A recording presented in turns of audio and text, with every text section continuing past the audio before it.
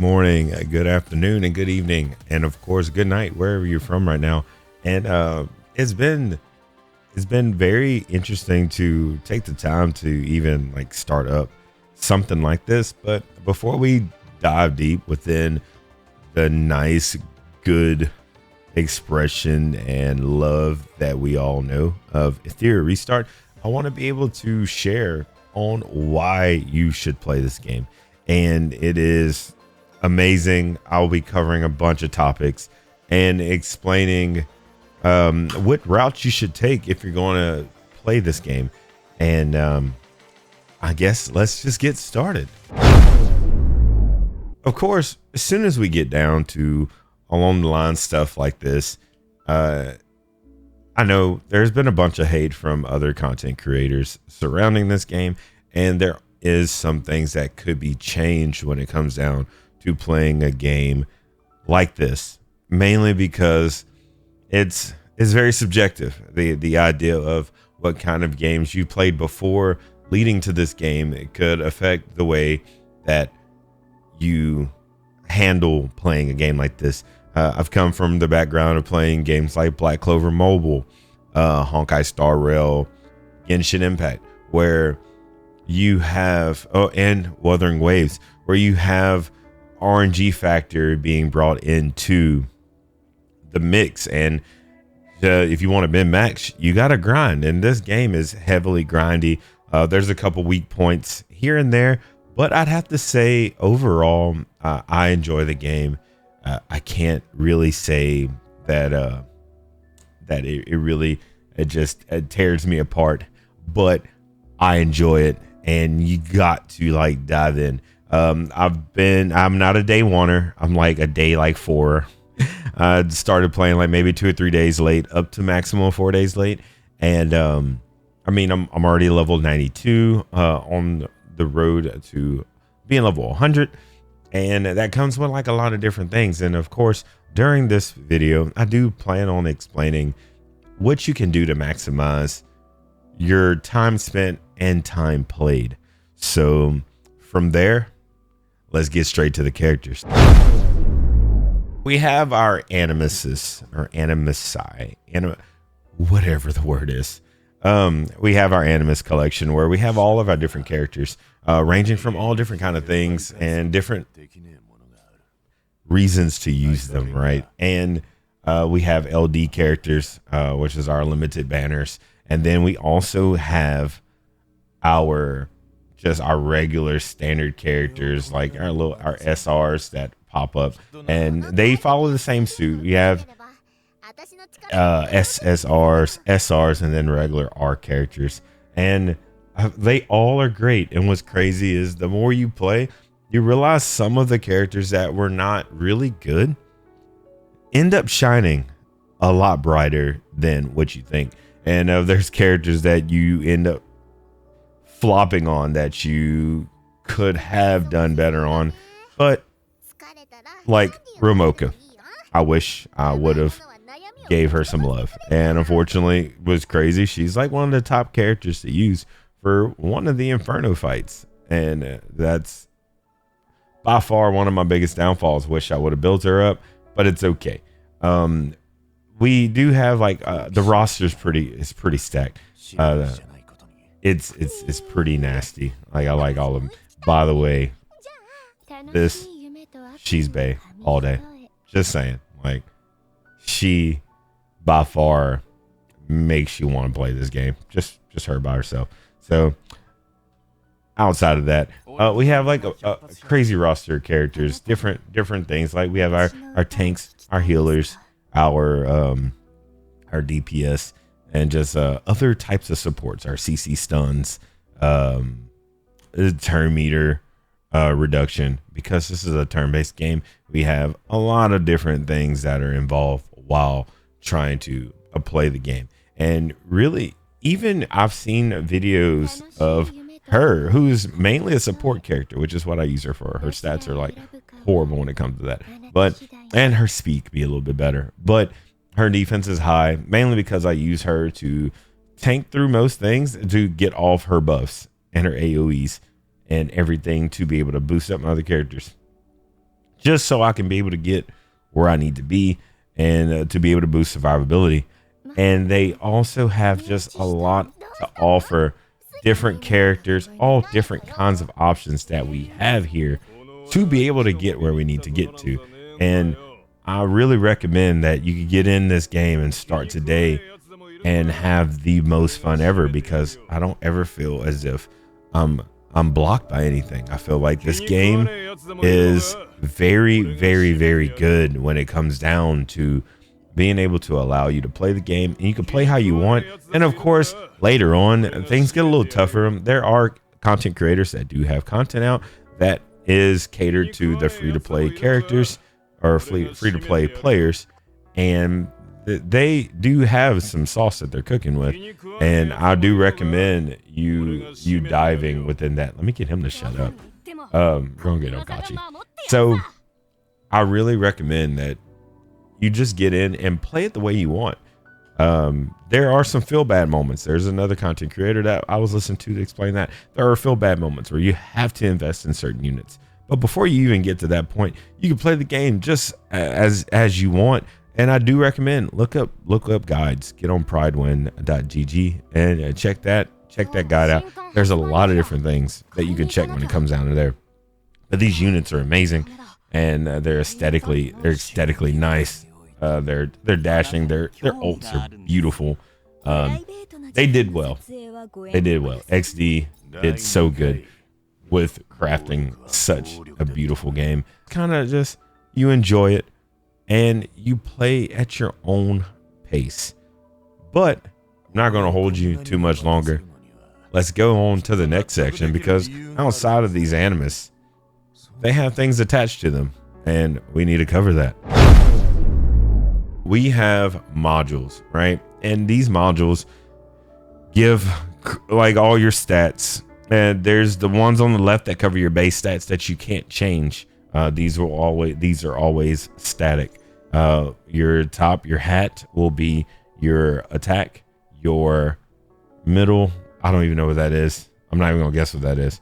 Oh, a transitor. Okay, a transitor. Okay, now we know it's a transitor. That one will always be your HP, and your wrist wheel will always be defense. Of course, these substats are going to be different. They're going to be rolled different depending on what you get, and that's like a whole. This is where when the game gets really good is when you have to try to roll the right stats you need, and it can be a pain. Mainly because this right here is like not finite at all. I mean, this is finite. Wrong thing to say. This is a finite amount here. You will run out easily. It's like about 800, 900K per piece of equipment. And of course, we have like the plethora that I farmed and still working on.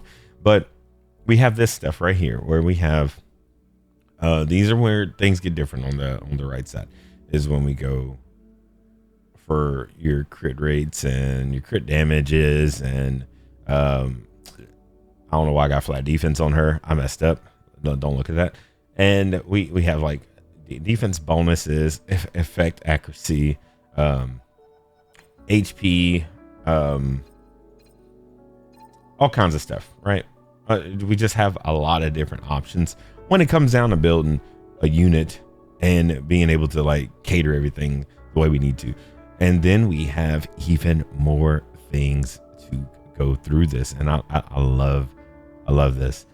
This attack bonus is probably going to leave. I'm probably going to put it as something else, because I finally got the shell I needed right before I started recording this video. So we will get down to that when I explain that. But you have to end up putting everything together to kind of craft what you want. Like, this is a DPS unit, so I'm probably going to use more or less DPS sets. And as you see, the set bonus gives me 45% extra attack. That is a paramount, big time paramount to like what we're trying to achieve. And then of course, a lot of people do use Battle Wheel on him. It's really good. Depending on how many hits that your character does, it increases your chance. it's nice. You can't go wrong with that. It's really imperative that you do put something on that helps out. There's other options. There's like the harvest set and other sets that benefits DPSs, and then there's like support sets too, where you wanna have somebody a little faster, when you want to have somebody to land all their effect accuracies. You want them to be able to land their debuffs or land whatever that they're landing. You want them to drop stuff. Okay, that's really all. Now, but you really want to be able to make it to where each of your characters are able to do what they need to do without any hindrance. And I'm probably gonna take this piece off and put something else. I don't even know. Oh, it's because that piece has 8 speed. I probably could use another, like some more effect accuracy. Can't go wrong with effect accuracy. I can put something else on completely. But that is kind of what you're going for. You really want to go for what works and synergizes with that character. There's multiple ways to build a character to use for what you need it to. And please, for all those that are watching, please don't mind what you see. These are just my personal livings and dwellings here. Do not look at the fact that my poor Lily has like 1-3 matrix piece. It's because all these other ones have some really good speed rolls, and I need this girl to be fast, so I had no choice. Okay, just let me be. I do think that as far as the game goes, using modules to build these characters to do certain things and to get certain bonuses, they really put a huge shine on where you should land within the bigger picture. And the bigger picture would be the end game, which is PvP. All these modules that you're hunting down and searching for, which you hunt down your modules in this game mode here, which will be your thresholds. Your thresholds have 3 levels or 3 different stages that you want to invest in all your time in to do all these challenges, to be able to get all these different types of gear. And depending on where you're at, of course, when you're just starting off, you'll be messing around with the unique and basic sets. And as you get to where you need to be, you'll get to epic gear, and then after epic you end up getting to outstanding, then after outstanding then we have our mythic pieces, and then of course we then have our inferno only pieces, inferno mythic. But was it just ether modules? Okay, whatever. Ether modules, they is like the pinnacle of the whole reason why we're playing this, is to get all these to end up going over to PvP. So with that being said, we have three different stages to do that in, and they offer 3 different types of gear depending on what you're looking for, and that will net you what you need to get to where you want to be. By the way, again, check Prowess out and use that as your basis to get the information you need based on the gear you need. That's like the best way to go about it when it comes down to that kind of information. I would hate to spill out information here when you can just go get it from there, because that is exactly where I get it. And of course, there are some builds that I do use, and I just kind of put stuff together, because you got to use what you have as well. It's ideal to have what the top players are putting on Prowess, but at the same time, you got to use what you have to get to that point of the game. And to that, we're going to move on to our next section, which is the Prowess section. For the Prowess section, this is where we look at our character's skills, and we see where all of their skills have something to do with whatever they're able to apply, and they do come with their own generated stats. Like him being a DPS, everything up here is all attack, and everything here is all defense leading up to crit rate, crit damage, and then here leading up to there is some HP, and then we have some speed bonuses. It's very important to invest inside this realm, depending on what character you're using. There's some characters that you don't skill up on. The most important thing with the skill ups, though, is that we're only given X amount a month.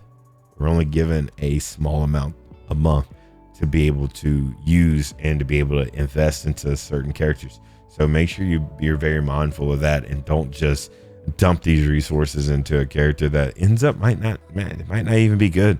And you don't want to wait for them to have a reconfiguration event, which is an event that lets you strip down a character down to bare bones, and they refund you everything you put into that character. You don't want to wait on that because it's not guaranteed that it's going to come back, and you just want to make sure that you are not really going away and out of the way to build something that you would have to reconfigure. So definitely dump your resources into the right characters. And in this video, we won't be covering the right characters to dump it into because for one, this is just should you play, and also it's very subjective. You know, what might not be good to me might be good to you, and vice versa. And I don't want to put something out there that, you know, is just super along the lines of speculation and opinions. And within the Prowess section, there's like so many other different things. We also have within Prowess, these are where all of our dupes go. And this is very important that you see that each dupe has so many different things that are associated with them. I just got done rebuilding him, and he is slightly amazing now. When I mean slightly, he kind of falls short sometimes. I kind of wish I didn't like go too hard on that. Let me go boost up that. Oh, I wanted it to be defense bonus. He needs more defense. He's almost at 3K defense. It's okay. I'll survive. There's something I want to change to though, but I don't have it. I don't have the piece. I'm pretty sure I can get rid of a crit rate and go with lower crit rate and have defense. I'm pretty sure. I put my soul on this.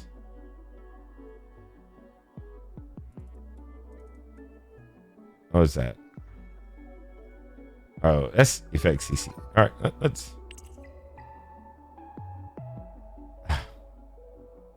That's high stats there. I want this. I want that. But anywho, it's just one of those one-off situations that you really want to be able to invest into your prowess as much as possible to get everything you need. And again, be careful on your resources, y'all. This is a very small, finite amount of materials that you do get a month, and you will go through them quickly. And make sure you do not build too many characters at the same time. That will bite you severely, and you will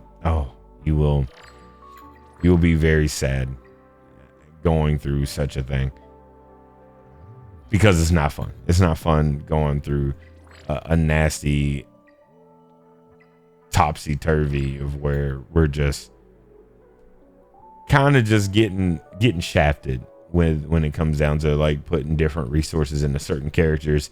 And then once you start trying to build all these characters evenly, well, now you're SOL because you were too evenly and didn't go in all on one that you needed. And then like take your time. That's why I do recommend build one unit at a time, and then you'll get there. Or like pick you a handful and then build them up step by step. It'll be easy. Trust me. It takes time. This game is based on taking time. I'm a month in and it's still taking me time because there's still levels and stuff I haven't cleared yet. So on to the next moment where we'll be discussing our final point that is connected to the actual characters or units, which will be their shells. We're on him because this is what I needed to start off with, right? I needed to come here because I did get the set. I did get the set that I needed. So we're going to replace this right now. We're going to do some work while we're in the middle of this, only because I was waiting on one of these pieces. I was waiting on this. So we're going to replace it. And then we're going to take... I'm going to take him. So the shells give you an extra boost on top of all of your other stats. Your shells also come with the same matrix alignments as your modules. And those matrix alignments give you extra stats towards your stat bonuses. So just like we have right here, how we have on screen, we have 3 onslaught, 3 battle will. That means I'm getting an extra 3 pieces bonus towards my total bonus, which means onslaught is a 12-piece set, which means now I'm only going to need to have 3 other pieces out of 3 matrix of onslaught on hand, and that will net me the 12-piece bonus set without even having to carry a 4th piece. This is very important that you use your shells to the maximum of your ability. Make sure once you get to the point to where you can start forming for higher matrix options, you're doing that. It is very imperative that you do that. Matter of fact, I will show you where we're going to go for that. Instead of thresholds, we'll be in Grim Pursuit. These are where we get all of our shells, all of them. And it is important to farm every last one. Even if you're at the beginner stages and this is where you're at, farm the hell out of this. Get it. I promise you. It will be worth your time. You will not regret it. Go farm these. Go farm these. Go farm these. And so far and so forth. Go farm the heck out of these, because your grind is never done. You need to get all of these different types of shells, and all the way to the point where you get to Mythic, because Mythic is your end game. But before you get to the end game, like every other content creator has said, you have to pull and go for the lesser ones. The lesser ones carry you so far in the game. I mean, that's how you get to that point. The jump is very huge. The jump is huge between your basic shells all the way up to your mythic shells. The jump is huge, but through progression, because it's all very synonymous. You want to have good shells. You want to have good modules. You also want to invest into your characters in a healthy way, to where you're able to get to this portion of the game. And as you can tell, I mean, this is probably like my only Inferno run that I have 3-star in, but it takes a while. I'm not even able to beat Inferno Hoyan yet, because I mean, for one, I mean, I get my butt whooped, like steamrolled. But I digress from that. You want to be able to farm these, and to farm these, you have to work on everything else. So please don't stress it. Work on your shells. Your shells are very important. Make sure you're using a shell that synergizes with the character that you're trying to use, and how and what direction you're trying to build them is very imperative that you do that. Make sure you do not lose sight of that vision, because if you do, it's easy to fall off the path, and it's even harder to get back on the path. I'm pretty sure that can be said without even really going too deep and without explanation. You have to take the time in this game to progress, and sometimes you will spend a day or two just farming one thing until you get to the parts you need to. But I'll tell you, it's really, really, really tough to get into a game like this and then expect for it to all just be handed to you. It is a grind. It is kind of tough. There's a lot of things that I don't get to auto in this game because I'm manually trying to kick butt. And sometimes, I mean, my butt get kicked, like more often than not. But that's the beauty of this game. You just keep pushing. You keep pushing and you make it happen. So I'll have to say this game is excellent. It's awesome. Between all the little things that you can do, there's always some kind of grind that you should be on, whether that's min-maxing stats, getting better shells to min-max the stats, modules to min-max the stats, more things to be able to boost up these characters and their survivability, or give them more options to better versions of the skills they already have. The multitude and the myriad of all the possibilities are right here at your fingertips. All you have to do is just hit the start button and get playing, get to where you need to be. And, you know, for that, I think that's really all I have when it comes down to the small subject matter of what's inside of Etheria Restart. My final words would have to be, where do I put this game? For my personal preferences, I'll go ahead and say a comfortable 4 out of 5, because the grindiness is kind of crazy sometimes, where you grind, and let's just say I'm on Infernal stages for some things and I still get yellow drops of shells. I think that should be gone. There's other content creators that have said that already, and even in Inferno modules, I still get like 2 matrix pieces. I think they should all be 3 matrix pieces all times, just so you get out of that little bad habit of like doing the top tier stuff and getting mediocre rewards out of that. I've been pretty steady when it comes down to the currency, the in-game summon currency, which would be right here, these little Hydra crystals. I'm doing pretty good at keeping those. I do max refreshes every day. I have not missed max refreshing since I learned you could do that. I learned you could do that on day 4. So it's been one hell of a grind. It's worth it. It's worth every minute of it. I still have some I still got like 2 more of these to go, and then I could use these. I've been supposed to save those, because who knows when another double drop event's going to come up. But when it does, I mean, I'll just play it for what it is. You know, I'm not trying to like really burn through it as much as I was during the first 2 times event. The first 2 times event, I was like busting my ass trying to like get through different parts, and I was like hurting trying to get there. And of course, let me not forget there is an inner community type of thing, or interconnection with friends through the use of unions. I didn't really cover that, and there's a lot of other things that I am missing as well. Like, we do have our units that are summonable here through the gacha screen. We also have different outfits your main character can wear. I mean, I feel like that's not really too big on of why you should play, but the summoning is pretty forgivable. They don't do 50-50, so you definitely do get the character in the 80 summons, or you get who the hell you're summoning for. You're not trying to play with life around this point, right? And there is a live PvP. I have not been pushing. I actually been getting my butt whooped like a lot. Okay, yeah, I've been losing. You've been going against me, like kicking my team's asses. I mean, I can't do nothing about that.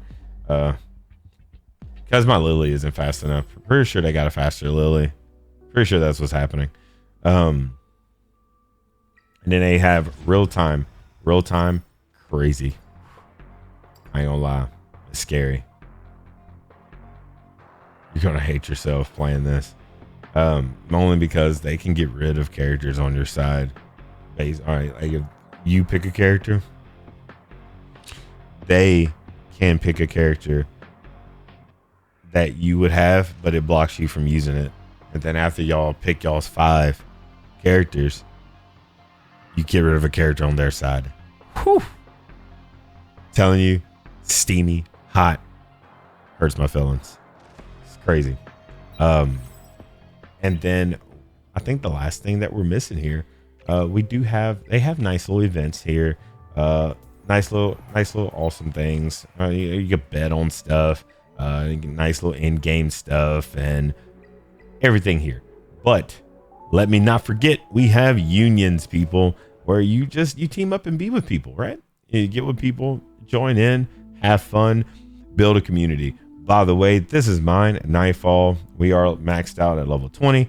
And if you decide to play this game, get past the tutorial and come give me a look.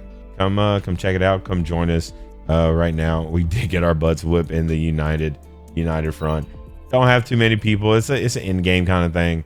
Not all of our people are like built up yet, which is okay. We have a lot of newer members, and we've constantly been like working on this too.